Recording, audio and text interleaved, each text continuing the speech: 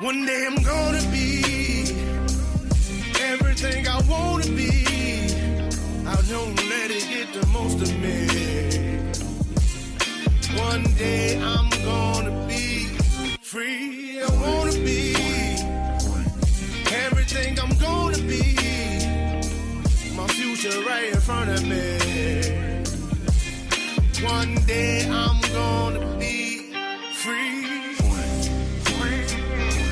I wanna be free.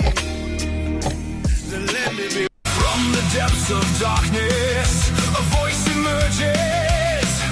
A host with a fire burning in his soul. With a heart of steel and a spirit unbroken. He rides on two wheels ready to claim his throne. Amidst the chaos and the thunderous roar, insane wheels rise as a force to be reckoned with. Fueled by the power that only metal can bestow. He takes his stand, refusing to submit. Insane wheels hear his battle cry. A metal mayhem that will never die. With engines roaring, he paves his way. A legend in the making, day by day.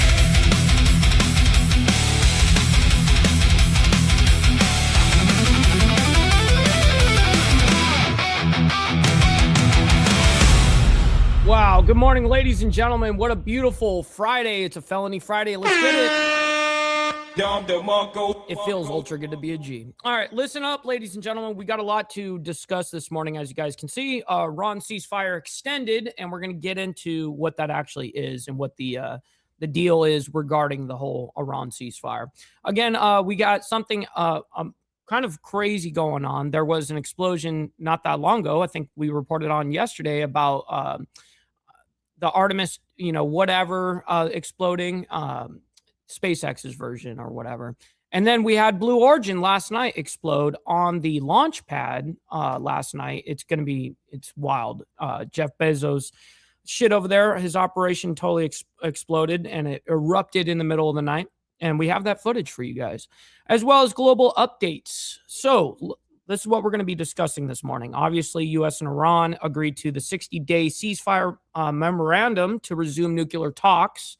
Okay, so this is basically a 60-day extension of the ceasefire, but with the goal in mind of the nuclear program. But while this happens, they're going to try their damnedest, quote unquote, from me, that they're going to go ahead and try to open up the strait. But we'll see how this plays out. Nonetheless, we have Dallas explosion update. We have that just happened yesterday. There's been a lot of explosions that we've covered this week, sadly.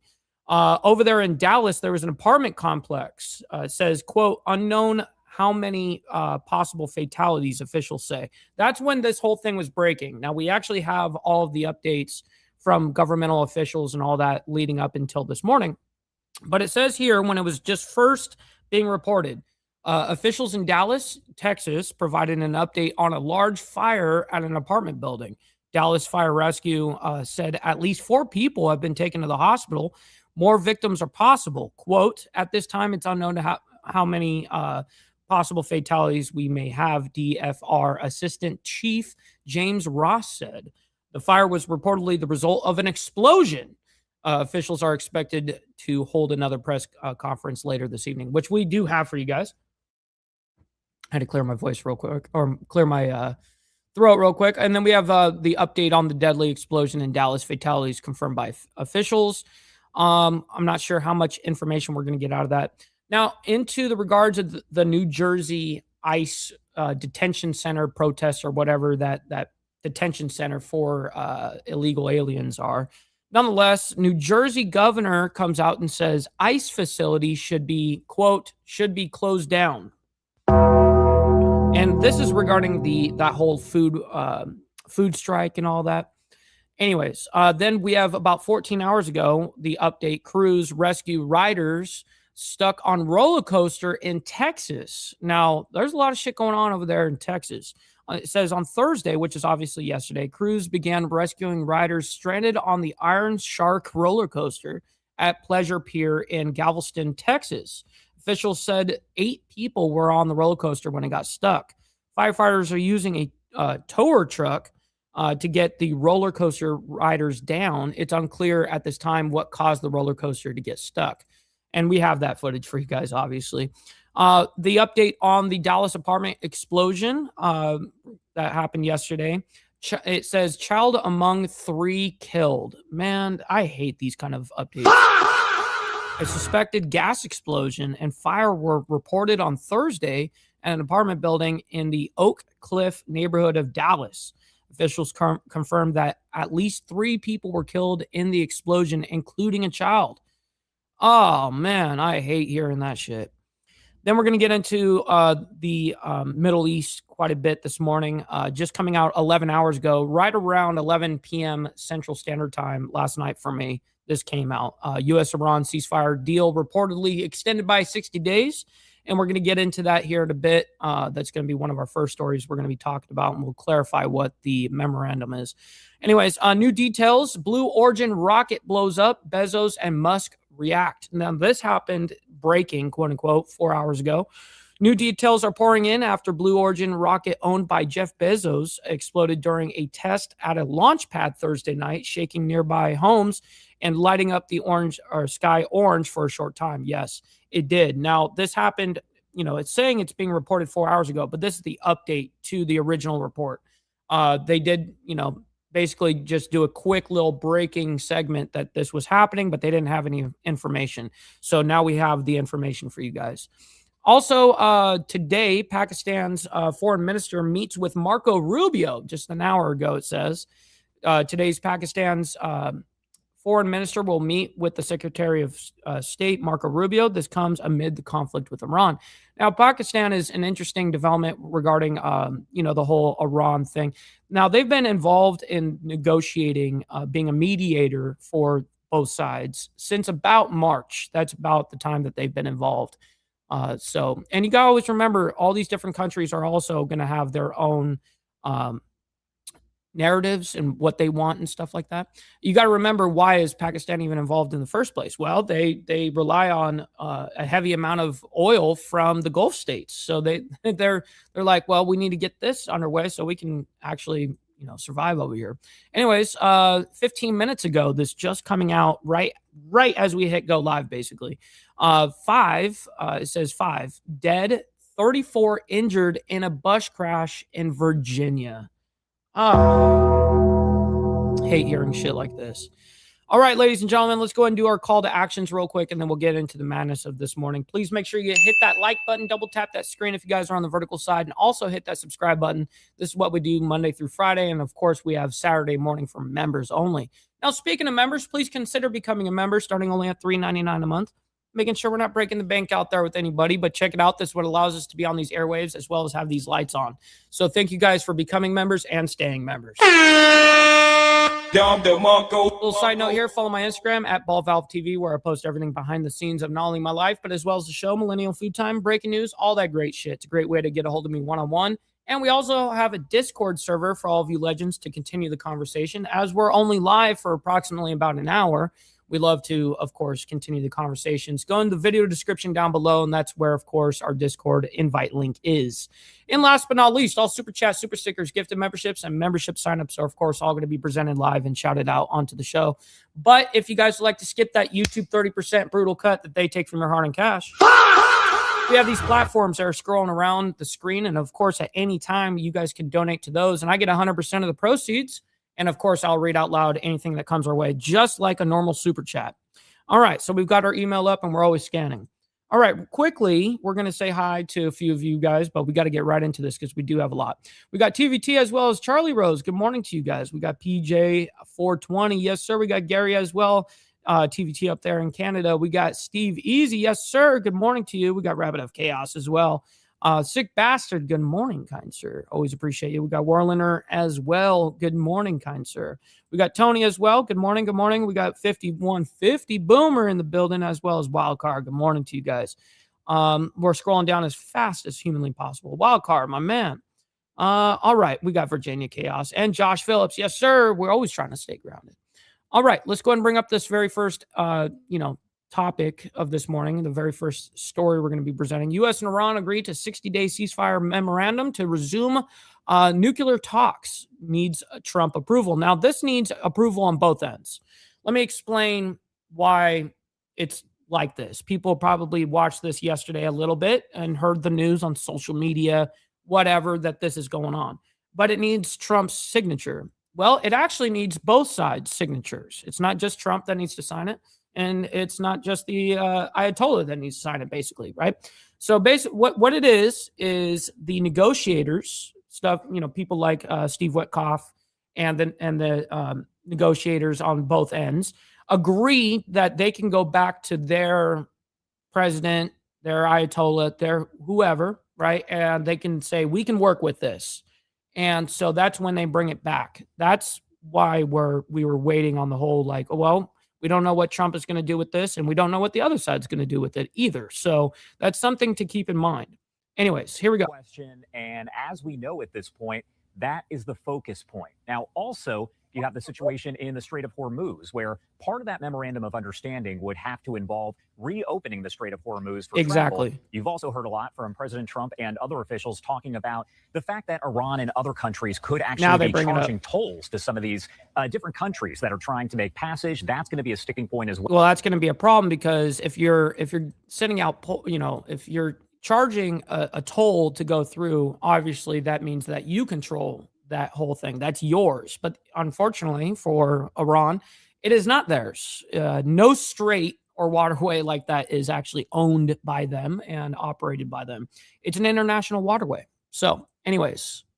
Well, again, Ryan, there is so much to this, and it's just kind of the first we're really hearing about this. Oh, wow, Steve, Axios, congratulations. Just from a few sources, but other people working to confirm that. Mr. Al Patterson, good morning to you, kind sir. As well, as we get more from Fox News, the Associated Press, all of that, we should slowly get more details. And as you mentioned, we do expect at the White House press briefing that there is going to be a lot in the way of questions to Treasury Secretary. Texas Gidget, good morning to you as well. Sorry for the quick pauses as we begin the show. Of course, a lot of people come rolling through, all the legends. Terry Scott Bessent about the potential for this deal. And it's interesting because we're talking about the Treasury Secretary. We're not talking about some of the others who have hosted these. Vice President Vance, Secretary of State Marco Rubio. We're talking about the Treasury Secretary. So I'm sure they'll be prepping him to answer these questions. Right. And apologies, Josh. We had some mic issues when you first started talking. But at the same time, we've got the sources confirming this information to us here at Live Now that the 60-day memo of understanding is in fact part of the deal. It just depends on what President Trump is going to do in terms of signing it off. Now,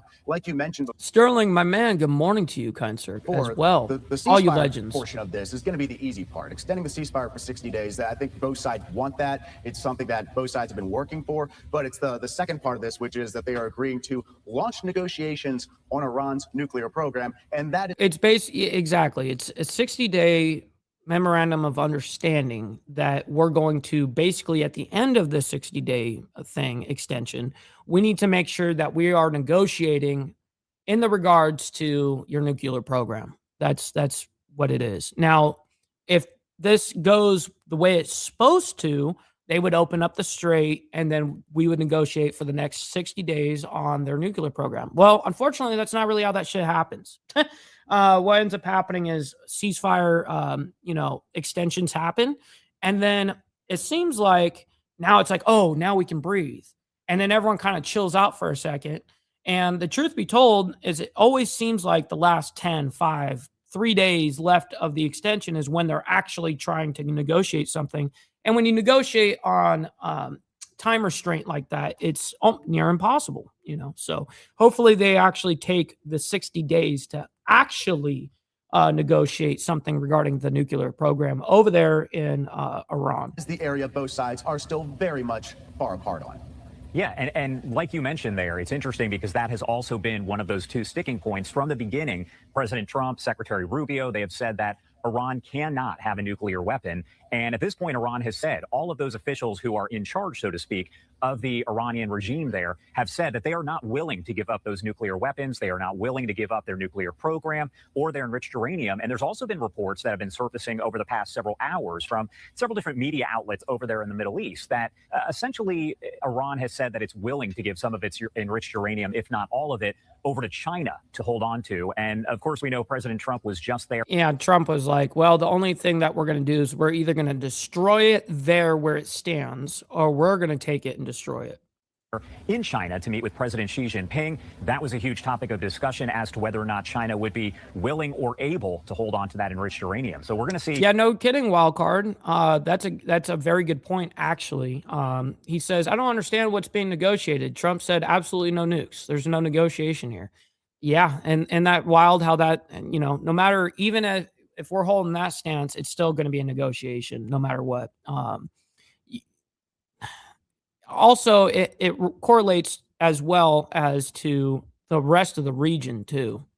Exactly how that plays out. And again, a lot of questions there for Secretary Bessent during that White House briefing coming up in just about an hour or so. And what's interesting, too, is, you say that some of that information is coming from reports in the Middle East, and some of this is getting put out by Iranian state media. And the Trump administration, I believe it was yesterday, really started to push back on the information that's coming out of Iran, particularly with their state media saying I would assume why this is enticing wild card. I would assume.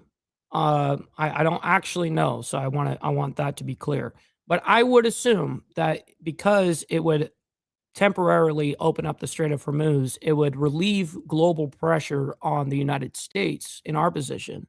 That's what I think. It's more of a strategic thing. Stop believing what Iran state media is saying. You cannot trust what they're saying. So the messaging campaign has been a big part of this ongoing conflict for a while now. And oddly, the Iranian government has kind of tapped into social media and AI using these ads to kind of try to tie the Trump administration to Israel and say that they're doing Israel's bidding. So, the United States is kind of fighting with its adversaries, this war of information or disinformation that really hasn't maybe been as prominent in the past. Yeah, and like you said there, the White House has come out and said many times, time after time, that you should not believe anything that's reported by Iranian state media. We've heard, of course, today, Iran telling its state media there. Yeah, but the truth is both sides do the bullshit of lying, right?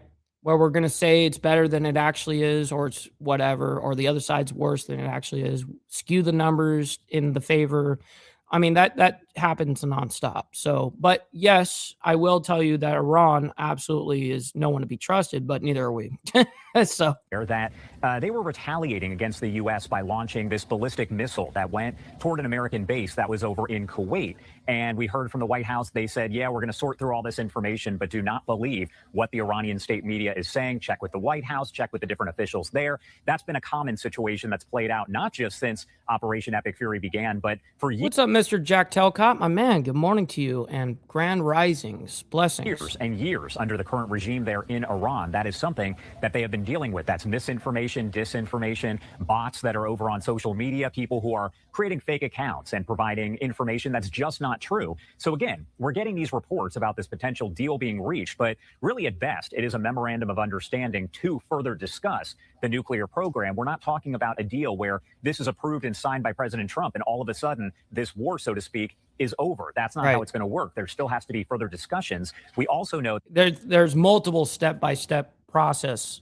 to get to the point where we're at an understanding and there's no more rockets going and missiles or, no more drones, no more mines in the strait. Yeah, we've got a long way to go. That Pakistan's minister there is going to be meeting with Secretary of State Marco Rubio tomorrow over in Washington. He is the foreign minister, and he's heading over from Islamabad over to Washington. So we'll see kind of how that plays out. Not sure if there will. Oh, shit. Sterling Will, he said he paid his child support, and he said that you guys are going to have to get your own memberships. But then he was like, you know what? We got to give out at least one. Thank you very much for that, Sterling Wheel, my man. Thank you for showing love and also helping out someone in the IWF as well. Let's get the money part over with. All right, just get the money part done. And of course, it would glitch. It would glitch. Let's just. All right, just get the money part done. Give me money. Money me. Money now. Me a money needing a lot now. Now that's a W. I can get down with that kind of propaganda. All right, here we go. Let's get back into this. There'll be a news conference, anything like that between them. But again, Pakistan acting as a mediator there between the U.S. and Iran as the conflict goes months and months in length. And we're expecting, like you mentioned, Gary. we've been teasing this briefing involving Secretary Bessent here around 2 o'clock. Maybe we'll get started a little bit later than that. But with this being the Treasury Secretary, a lot of the questions, or at least a lot of the ones that he'll be, able to answer, related to oil prices, the Strait of Hormuz, what's going to happen there, and if this understanding and agreement is going to have anything to do with that specifically. Yeah, and I want to pull up this post that we actually read earlier when it came in. Pulling it up on my phone right here, but it's from Treasury Secretary Scott Bessent, and it says, this is related to Iran. It says the United States government will not tolerate any effort to impose a tolling system in the Strait of Hormuz. Of course not. Oman in particular should know that the U.S. Treasury will aggressively target any actor. Now, the warning from the United States, basically from Trump to Oman, is, hey, as soon as this, kind of gets under control here, I don't know why he automatically came to the conclusion of, hey, Oman, you're not going to charge a toll for these ships. I'm not sure, but maybe obviously there's been discussions, at least talks. There had to have been for Trump to say that and reply that way, because I really didn't see Oman to really do that. But it's interesting that that is something that is being talked about, because no one's going to be charging no fucking toll. That's what's going to happen. Nobody is involved directly or indirectly in facilitating tolls for the Strait, and any willing partners will be penalized. All nations should reject outright any efforts by Iran to disrupt the free flow of commerce. Tehran's days of terrorizing the region and the world are over. That is important because we heard President Trump say, just about 24 hours ago, that we could essentially destroy Oman if they are working with Iran to collect tolls there in the Strait of Hormuz. Secretary Bessent obviously has a lot of that knowledge on Iran and has now put forth that statement to say Oman better not be charging folks tolls working with Iran, or else there could be another problem altogether. We could see another situation like Operation Epic Fury, but but over there in Oman as well. Yeah, a lot to follow. We appreciate you, Josh. Yes, and so let's go ahead and exit out of this, and we're going to move on into Dallas, because we've got a lot to report on Dallas that happened yesterday. There was an apartment complex that unfortunately exploded. There was an explosion. They're thinking it had to do with something like a gas leak of some sort, but nonetheless, it does say unknown how many possible fatalities. Now, this is when they were first breaking the story, kind of thing.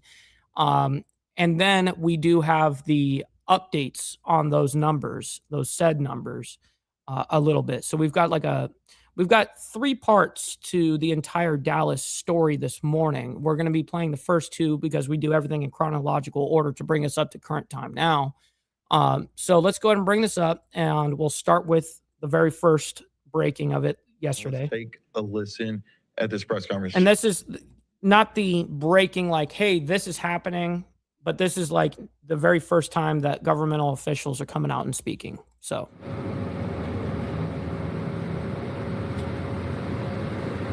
that'd be Hormuz.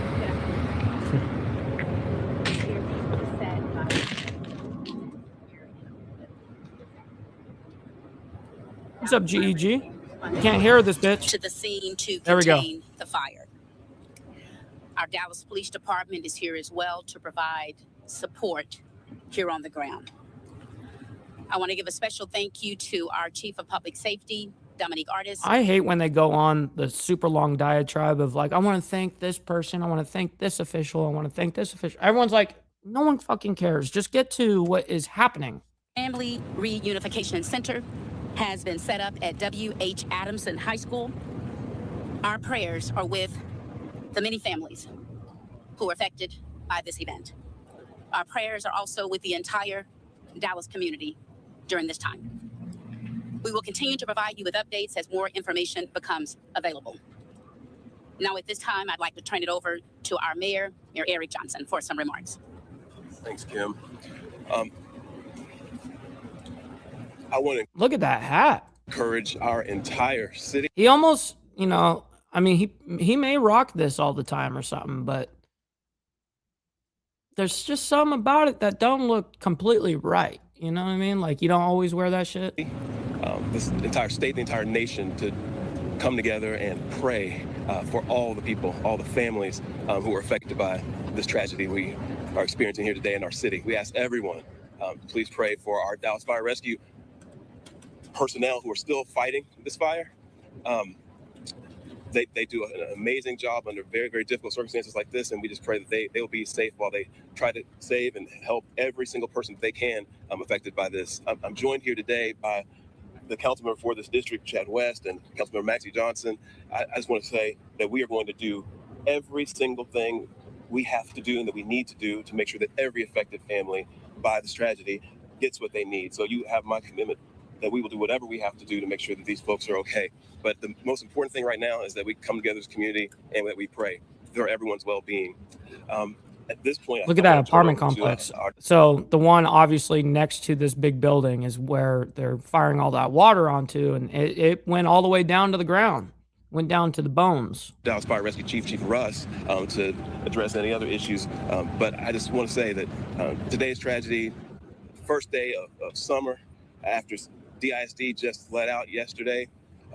And then to have a terrible gas leak, that's rough. Unfortunately, it doesn't sound like they're going to give us a lot of information there. Let's go ahead and fast forward a little bit here so we can get a full image of what's happening. But they are still on scene doing their primary searches, and we learned that they put a drone in the air to look for those victims. Officials there saying right now there is an unknown number of fatalities, but we did learn in that press briefing there that 4 people were taken in the hospital, and we currently do not know what their conditions are. But earlier reporting had said that at least 1 person was injured, and we just got that update. They're saying, and there's an update to give you the sad update. There's been a child that died in that explosion. So let's go ahead and get a little bit of an update. We're not going to play the whole thing either. Deadly explosion in Dallas regarding that whole thing. Fatalities confirmed by officials, it says. That's the title of this report. Let's go ahead and figure that out together here. Go out live right now to officials. They're giving the latest updates. Well, we'll hear the first monologue and the answers that they're going to give out to the people. The fire. Can't hear her. After we give you an update tonight about what is going on. And I first want to introduce you to our city manager, Kimberly Bizor-Tolbert. Thank you so very much. We are She's back. Definitely saddened about what has happened today in this Oak Cliff community. There are several supporting organizations that we want to take the opportunity to thank. Oh my God, they always do this shit. Can you guys, that's one thing that needs to stop. All these like, hey, I need to thank this. Not fuck that. Come on, man. Get it together. Organizations and agencies working together. And so we're truly I don't care about none of that. And at this time, I'd like to extend from the Dallas Fire Rescue Department and our first responders our heartfelt condolences in this time of bereavement for the families. We responded to a gas leak, reported gas leak.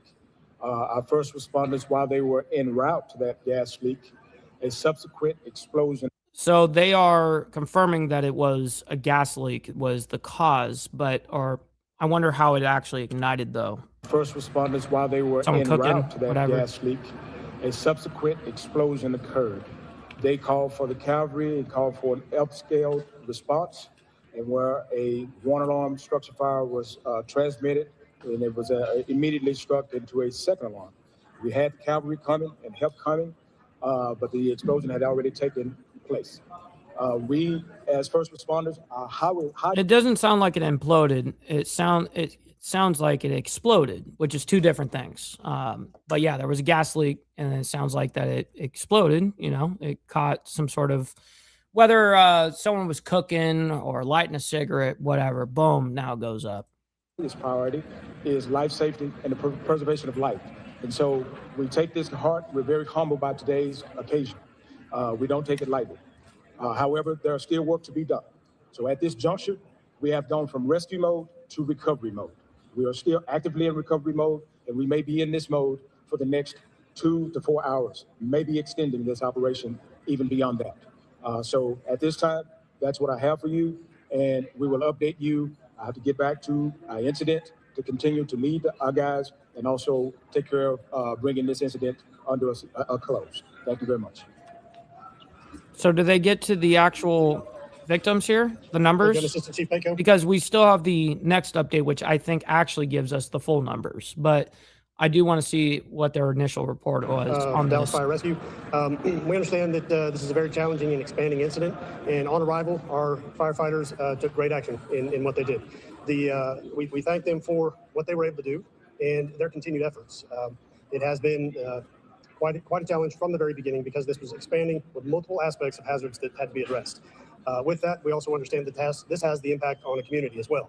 So we do ask for additional prayers and thoughts through the community. Hell yeah, VC. I very much appreciate that. I would like to thank Mike for this news. I'd like to thank his internet for allowing him to broadcast it. Me too, dude. Trust me.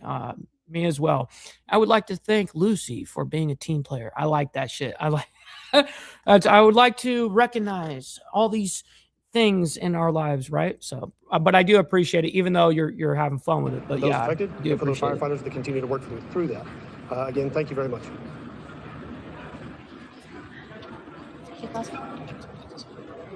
Assistant Chief Russ, also like to thank all the outside agencies that contribute to this incident as we continue to go through our recovery phase, and just think that the citizens of Dallas are blessed because we have multiple special teams in the city that use. Yes, that's cool and all, but can we get some numbers? That they will bring this to a closure. So with that, I'd like to thank everyone for coming out. We're going to just take a couple of questions. No, we don't need to do that. We have the update, so no need to waste time. But first, as we do everything in a chronological order of stories that are happening within basically the last 24 hours, bringing us up into current time. So first, we got to bring our attention over to New Jersey. There was a New Jersey detention center for illegal aliens over there, and used by ICE. It's an ICE facility, right? Anyways, but it's not like a governmental owned. It's like a privately owned, and that's one of the arguments or whatever. Supposedly, I don't know. Anyways, New Jersey governor says ICE facility, quote unquote, should be closed down. Let's go ahead and bring that up. But first, let's go ahead and embrace our fuck ups first. Don't beat yourself up over past mistakes. You are going to fuck up again in the future, quite possibly in a most spectacular fashion. Why worry about yesterday's fuck ups when you have tomorrow's fuck ups to look forward to? You are a fuck up, and fucking up is part of your growth process. Embrace the process. Embrace those processes. All right, let's go ahead and do this. Welcome back into Live Now from Fox. I'm your host, Anna Marsick. Before the break, we are bringing you this live look. They're out of New Jersey as these protests have been going on. Anti-ICE protesters and federal agents. How many women are out there? It's just women and a whole bunch of weird Antifa gay boys have been squaring off all week long in front of an ICE detention facility in New Jersey after reports. This is like their 6th or 7th day of demonstration of doing this. They're calling it a hunger strike. Inhumane conditions and a hunger strike inside. Fox's Chelsea Torres is joining us live in New York with the latest. Chelsea, those protesters and Democrats say it's a dire situation, but the Trump administration is really pushing back. Yeah, that's right, Anna. You know, the Department of Homeland Security says that they are in federal compliance and insists that detainees are getting the required meals and health care. But earlier today, New Jersey Governor Mickey Sherrill says that she has her doubts. We just had advocated for, we've been working since yesterday to get our health inspectors in there, given all of the concerns. Can we get volume? Now, late this afternoon, we did get a statement from Governor Sherrill that inspectors only got limited access to the facility, and their report is coming later. Now, meanwhile, last night, DHS says... Yeah, Boomer, I got you. Why are you gay? You are gay. 100 protesters gathered outside Delaney Hall, the ICE detention facility in Newark, New Jersey, and federal agents are outside keeping those protesters back.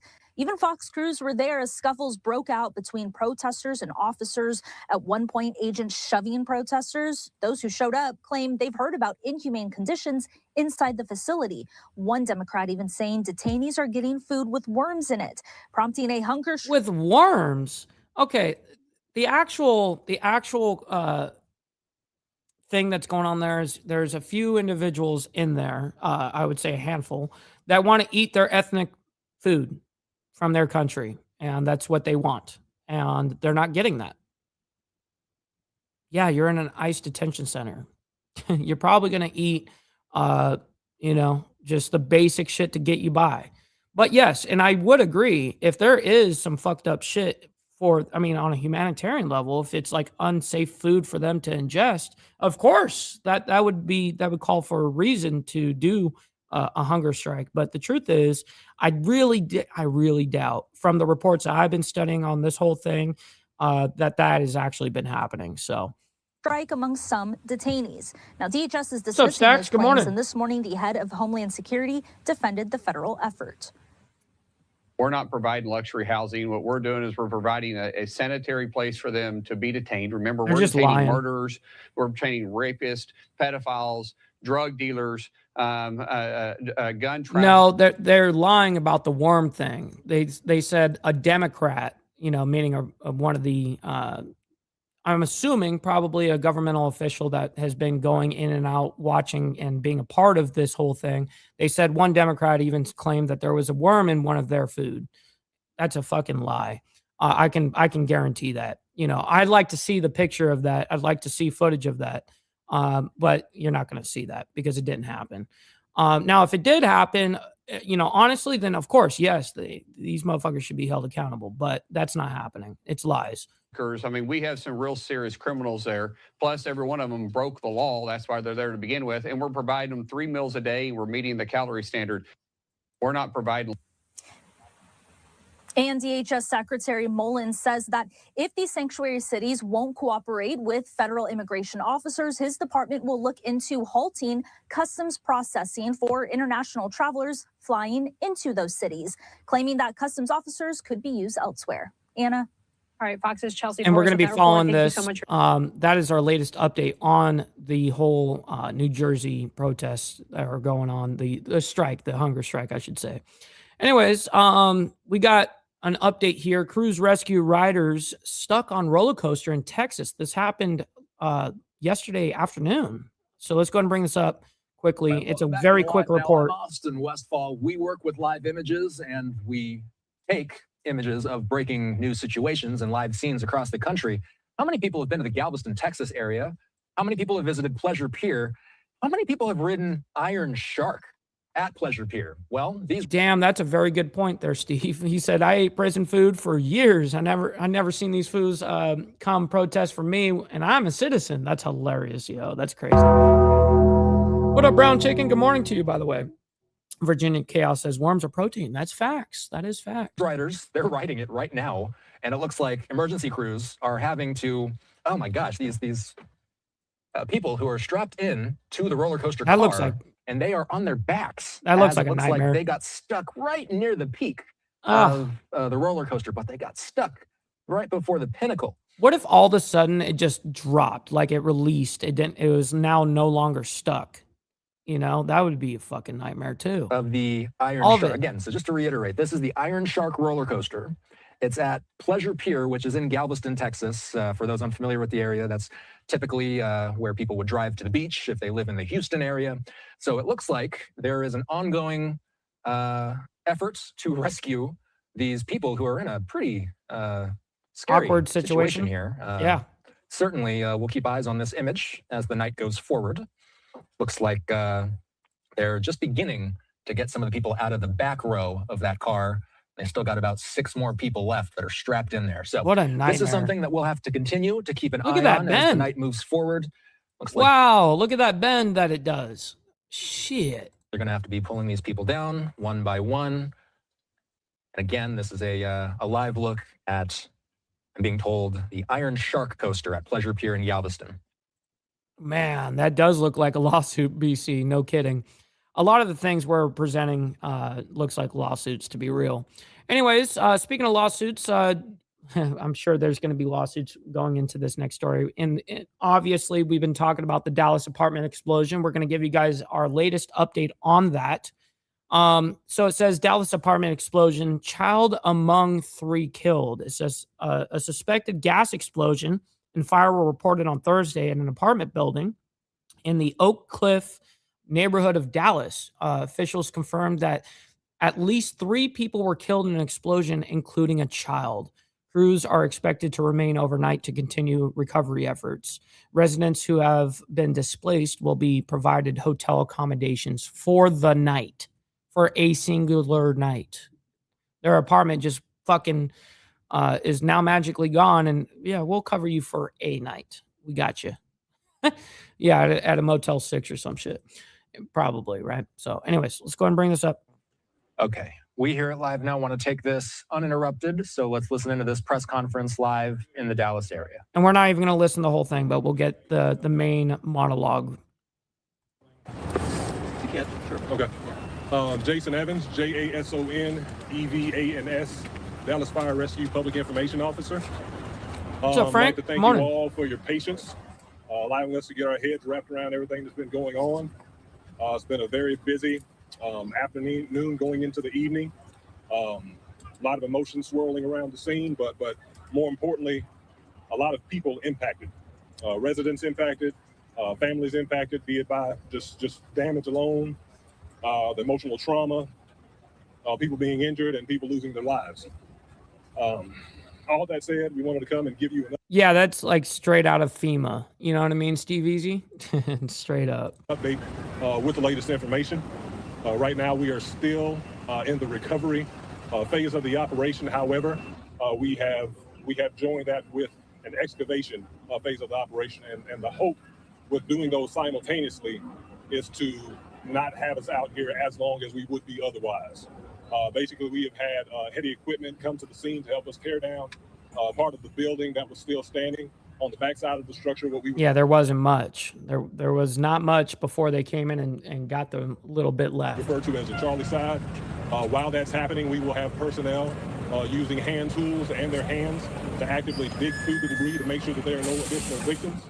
At this time, we can confirm that there have been 3 fatalities. Going through by hand, picking up, moving debris and burned shit everywhere. And oh, what a nightmare. And then to like uncover human remains. I mean, that's terrible. 3 people located inside the debris. So that's what he just said, is 3 people were located inside of that debris. I'm surprised it's not more so far, but right now it's 3, and one of them, unfortunately, is a child. 2 females and 1 child of unknown gender. She's right here, Frank. She's on the vertical side. As far as the injuries go, there are still the 3 that were transported to local hospitals. One of those transports is in critical condition but stable. The other 2 either have been released or will be released by night's end. We also found that there was an additional self-transport for a total of 2 people who self-transported to the hospital. Both of those individuals had minor non-life-threatening issues that have been addressed at this time. Despite our efforts to make it through the debris as quickly as possible, we will have a presence on scene for the next 24 hours. All right, so that's about the only information we're really going to suck out of this. Now, let's get these images, these original images of this happening. Look down here. Look at that. We do not. It's a fairly big apartment complex. I'm just glad that it wasn't multiple stories.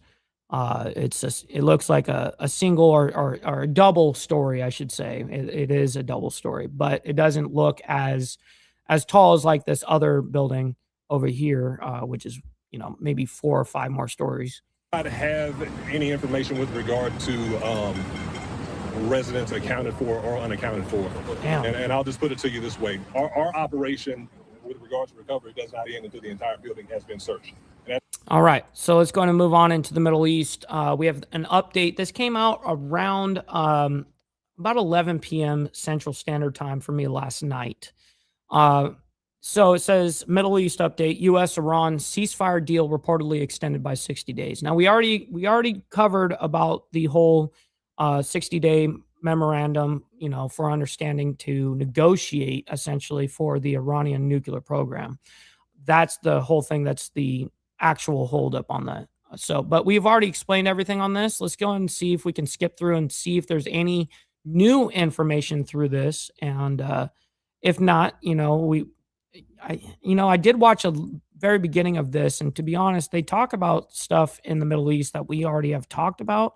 But let's go ahead and see if we get any demonstrations here. It looks like we're going to get one right here from our buddy here. So it's very difficult to pinpoint specific activity. But I will say that where the main bulk of activity in the last 48 hours has been in two areas that are really at the heart of some of the violence between the sides. One of them is in the Bandar Abbas port. The Bandar Abbas port is this port over here, and essentially it is the most important maritime location of the Iranian Revolutionary Guards. It is the port, if we look at it, it is the chokehold over the Straits of Hormuz, and that is where the Revolutionary Guards have massive amounts of these smaller boats that they're using to attack larger vessels and missile arrays and all kinds of other facilities. That is what the United States struck yesterday. Yesterday, there were airstrikes, reported 3 to 4 different airstrikes. Yes, and we reported those strikes going on yesterday. The Bandar Abbas ports. And in response, Iran said that it fired missiles at U.S. bases in Kuwait. So the different area over here. Then today, amidst all of the progress that was made, there was also reports of a U.S. airstrike that was carried out in the areas of Bushehr. So again, it's hard to identify between these different red dots, which might have been the airstrike from today or was previously before the ceasefire. But it's an area that has been attacked many times in the past. And among others is because Bushehr is not only a very big industrial zone of Iran and the Revolutionary Guards, also has a nuclear facility there. So that area was struck by the United States today. This came, some said, in retaliation. Which was obviously yesterday. They're speaking at super late at night. They're talking about 11 o'clock at night. So that's why he was speaking about, quote unquote, today. There's been no strikes that's been reported today, not yet anyways. So Retaliation to Iran. This is in regards to yesterday. Firing at U.S. ships. Some said that the United States struck first, and then Iran fired back. In truth, it doesn't matter at this point. It might matter for historians to determine what exactly happened. But in terms as politics goes, it really doesn't matter at this point who fires first, as long as these things are contained. And that's where we are right now. We're in almost a war of attrition between the sides. You attack me, I attack you. Okay, now we can call it quits until the next time. It's really going to continue with this game every time one of these things is a potential for an escalation. But at this point, yes, there's always at bare minimum going to be the, well, you broke the ceasefire, boom, or whatever, and then there's going to be retaliatory every single time. These are not significant strikes. These are more just each side reminding the other one, I'm still here. I am still very happy to escalate. Don't push me too much. And it's part of... And that's exactly correct. What Alan here was just saying, he's absolutely correct. And stick tactic that both sides are trying to use as the negotiations are, I would say, going on or are getting stuck, depending on which hour we're looking at the reports. What? All right, so let's go ahead and see if we have any other reports throughout this whole thing. It doesn't. Oh, looks like we may have a little something here. Let's see what's going on. It looks like Gaza. Yes, it is. All right, let's get into the discussions of Gaza real quick. Right here is when they start. In the Gaza Strip, because we did have some movement happen over there in Gaza that we reported on a couple of days ago. So even 63%. So Netanyahu now saying that he's ordered the Israeli military to push to 70% is significant. What's up, Hardwire? My man, good morning to you. But it's more significant in the fact that he's publicly saying this rather than this. I think what he's meaning by 70% is 70% occupation. Being part of an incremental plan as a result of ongoing escalations, declaring that as policy publicly at this point is a way of showcasing several things. First of all, is showcasing that Israel has liberty from the United States to do this. The Israeli government would certainly not say something like that without Trump's approval. Trump is the one that tells Israel, attack in Iran, don't attack in Iran, attack in Lebanon, don't attack in Lebanon, attack in Gaza, don't attack in Gaza. So first of all, Netanyahu is showing we can flex our muscles there. A second reason why that might be happening now is, again, associated with that deal with Iran once things spiraled. But it is totally interesting that Netanyahu is theoretically, from the way that he just put it, is that he's taking orders from Trump. Like, hey, when Trump calls and says, you attack Hezbollah, boom, they're going to do it. When, they say, you're going to go attack Hamas. Well, that's interesting that Trump holds those kind of cards, especially over someone like Bibi Netanyahu. Down in the Middle East, everyone can expect that Trump is not going to want an escalation anywhere else. So once there is, Trump, I'm sure, will announce that there's peace with Iran and peace in the Middle East, which there won't be, but there might be a ceasefire. then he's not going to say to Israel, now you can escalate in Gaza. And that's why we're seeing Israel push further into Lebanon and carry out these escalations in the Gaza Strip. Over the last week, Israel carried out 2 major assassinations of the leaders of the Al-Qassam brigades, the Hamas's military wing in Gaza, and then also assassinated his replacement, Muhammad Uda, just 2 days ago. So Israel's carrying out more initiatives at this point. I would associate that with a possible upcoming deal and Trump wanting to again announce that there's peace in the Middle East, and Israel recognizing at that point we're not going to be able to change the status quo in the Gaza Strip. Yeah, after this whole thing, there definitely ain't going to be no peace in the Middle East. So you have to do it now. Alone, appreciate the insight. How can people keep tabs of your coverage? How can people keep up with you? So look me up on YouTube, the Israel-Palestine Report. We upload constant things. And he is a phenomenal political commentator, by the way, and analyst, of course. Okay, so we've got some interesting developments that happened overnight. You guys may have heard about this on social media early this morning, or if you stayed up late last night, you may have heard about it or saw it. But nonetheless, it says new details, Blue Origin rocket blows up, Bezos and Musk react. Says new details are pouring in after a Blue Origin rocket owned by Jeff Bezos exploded during a test at the launch pad Thursday night, which was obviously last night, super late, shaking nearby homes and lighting up the sky orange for a short time. Now, it is a big explosion. It is way big. We've been covering a lot of explosions, even with a couple of these rockets, from 2 different companies, actually. It's interesting, but here we go. Let me go and show you.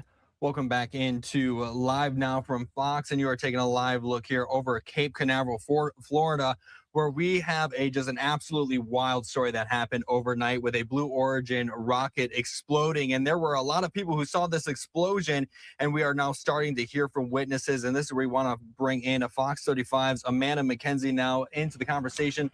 Amanda, what can you tell us about all this?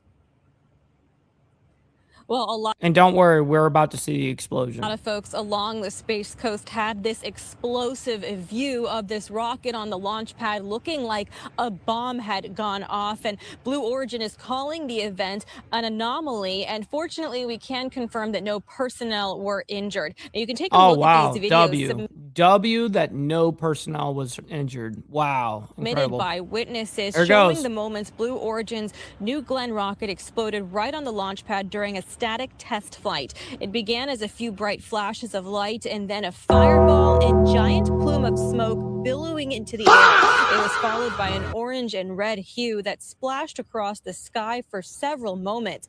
Viewers shared these videos with us. Some say the explosion was so bright that it was like the sun coming out. Look at that shit.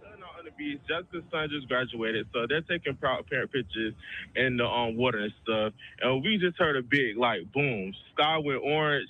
It was crazy, big explosion. The whole sky looked like fireballs in the sky. It was cool. So I was outside. It was cool, when it she happened, said. And I can tell you the whole sky lit up a glow. And when I ran out to the beach immediately, and once we confirmed, and first of all, thankful that it almost looked like how an atomic bomb would look. That big mushroom. That everyone's okay, and everyone's been accounted for. Look at that from afar. In this close-up video showing the explosion, you can also see small streaks like shooting stars coming out of the smoke plume and bright dust like that from fireworks. Those are pieces of fiery debris. Space Launch Delta 45 tells us debris could wash ashore over the coming days or weeks. Officials say while there is no danger from these fumes or other hazards, they're still advising that if you encounter any of this debris to contact 911 for the proper removal. Reporting live from Spaceview Park, Amanda McKenzie, back to you. I got to see that explosion one more time. Right here. Flight. It began as a few bright flashes of light and then a fireball and giant plume of smoke billowing into the air. It was followed by an orange and red hue that splashed across the sky for several moments. Viewers shared these videos with us. Some say the explosion was so bright that it was like the sun coming out. Brutal. All right, so let's go ahead and move on, though. Let's get into Pakistan. We have just about an hour before we started the live stream Today, Pakistan's foreign minister meets with Marco Rubio. All right, let's go ahead and bring this up.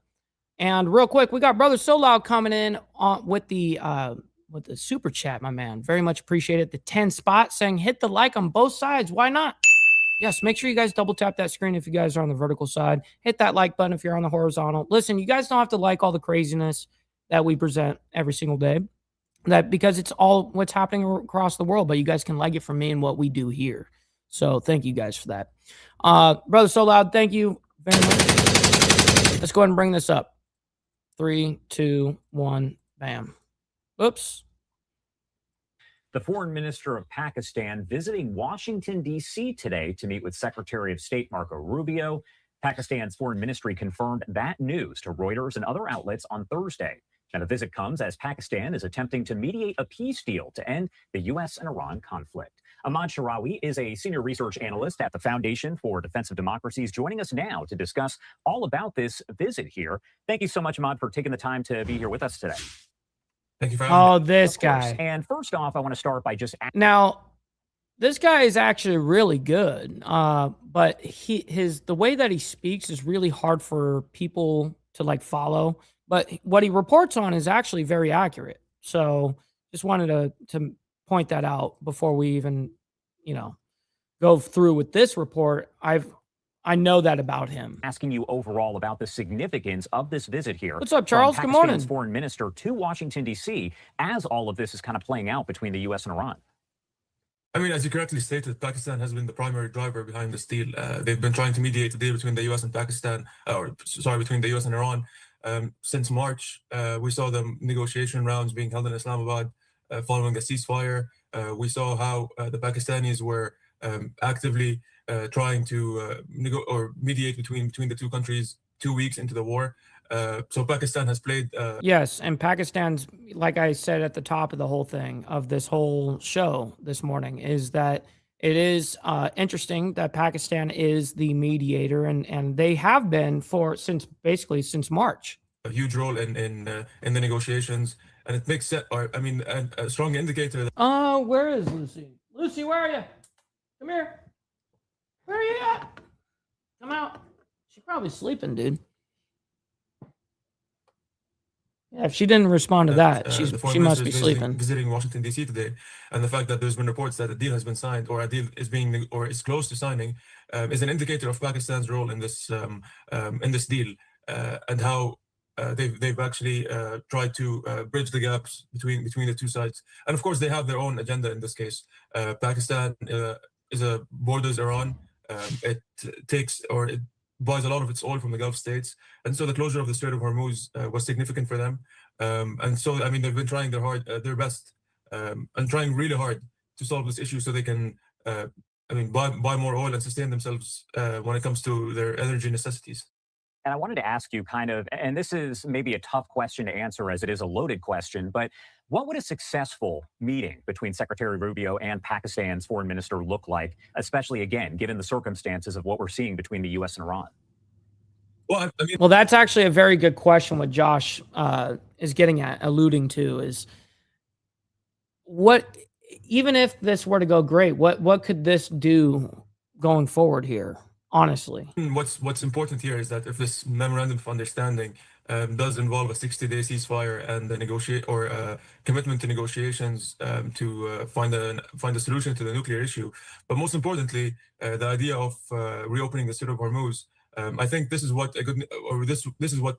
And he's right. What he's getting at right here is that the big deal on this whole thing would be if this were to go through and they agree on this memorandum.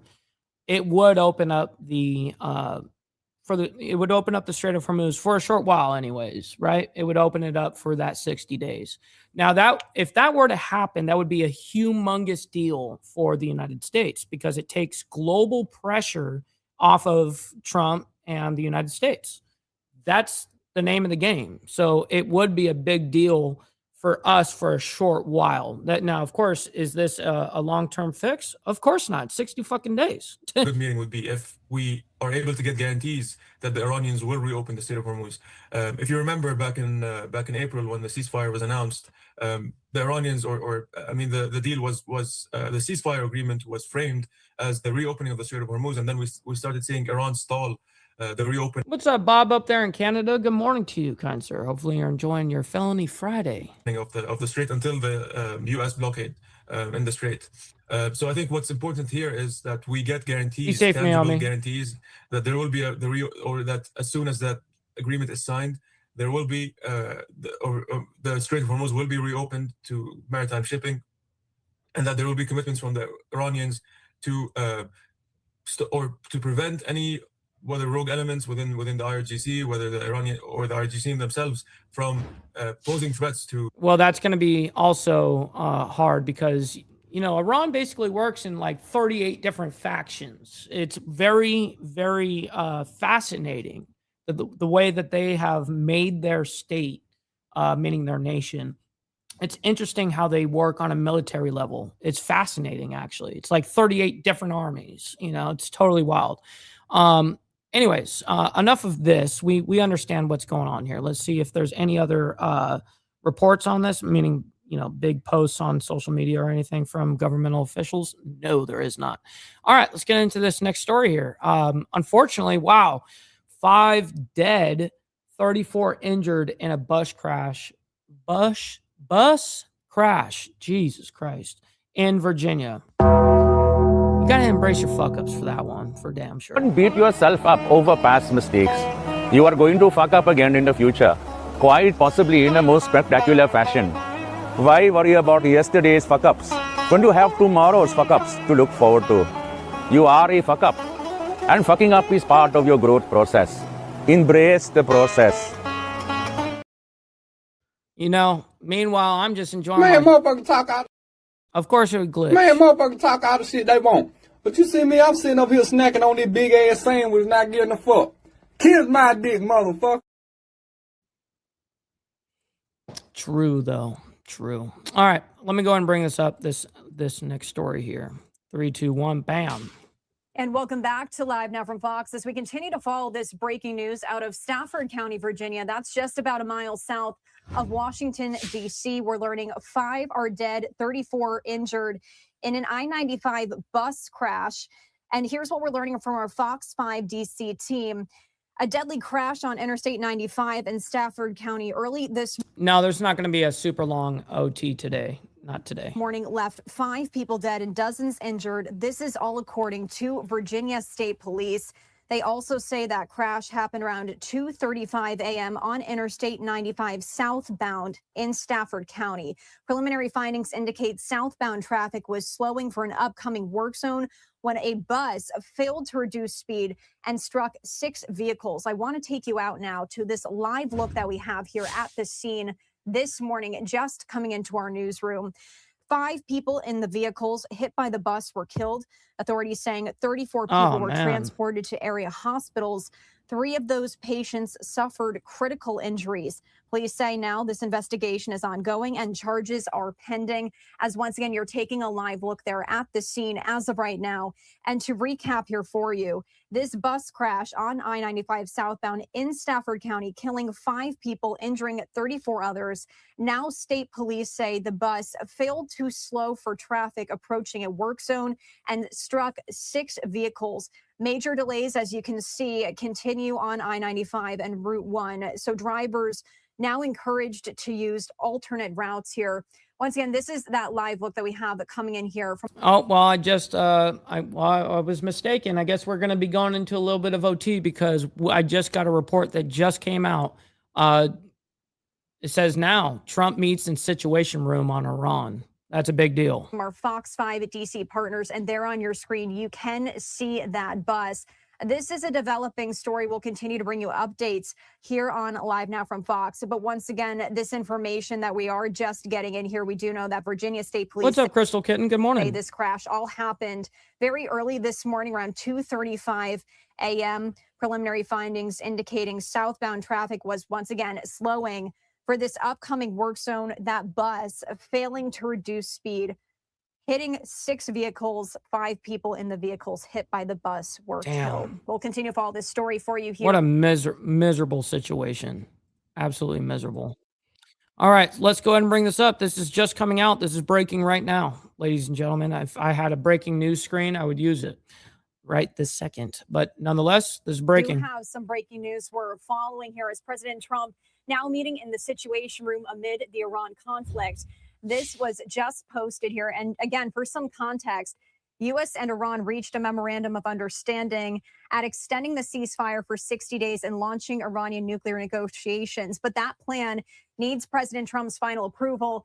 But the White House posting this, saying Iran must agree that they will never have a nuclear weapon or bomb. I will be meeting now in the Situation Room to make a final determination. So this is just coming in here to our newsroom. Oh, shit. President Trump also sharing a statement here on Truth Social. Pretty lengthy, but I do want to read it to you in full. It says Iran must agree that they will never have a nuclear weapon or bomb. The Hormuz Strait must be immediately open. No tolls for unrestricted shipping traffic in both directions. All water mines, bombs, if any, will be terminated. We have removed through detonation numerous such mines with our great underwater minesweepers. Iran will complete the immediate removal and or detonation of any mines that are left, which will not be many. Ships caught in the strait due to our amazing and unprecedented naval blockade, which will now be lifted, may start the process of heading home. Say hello to your wives, husbands, parents, and families from me, your favorite president.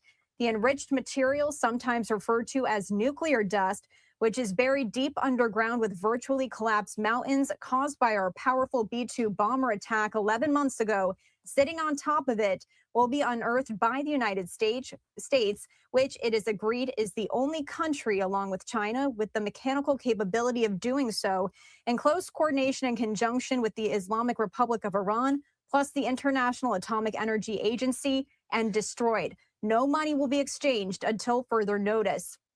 Other items of far less importance have been agreed to. I will be meeting now in the Situation Room to make a final determination. Thank you for your attention to this matter, President Donald J. Trump. So once again, as we've been saying here, President Trump signals he is about to approve this Iran deal.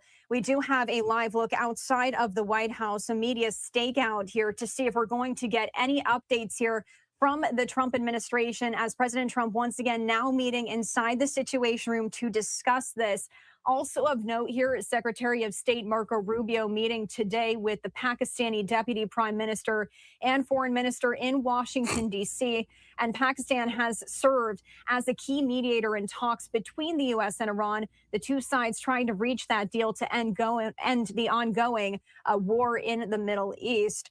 So once again, President Trump now meeting there, and he says that he is going to make a final determination after that memorandum of understanding was reached. We've been waiting to see when President Trump was going to make a decision on this. It appears that might be happening right now here at the White House. We're going to continue to follow this breaking news here for. And of course, that is the last of it. That is breaking as of right now. And so I can't give you guys any further, that's it. That's where it goes. Listen, ladies and gentlemen, I can't thank each and every single one of you guys enough for showing so much love, engagement, all of it. Hitting that like button, double tapping that screen on the vertical side, becoming members, donating to the stream, super chatting, cash app, all that shit, man. I'm very honored with all of you. Listen, we're going to be raiding our buddy Chatting with Stacks. Make sure you guys let him know we're coming through with the Mike Ball raid. So stick around for that. And listen, we'll be back tomorrow. We will be back tomorrow morning, but it's going to be for members only. So for you guys that are members, make sure you guys show up for tomorrow morning, 10 a.m. Central Standard Time, 11 a.m. Eastern for members only. We have a great time. We don't discuss any of this shit. We actually have a good time. So anyways, with that being said, much love, honor, respect to all of you legends, and we'll see you guys here very soon. God bless everyone.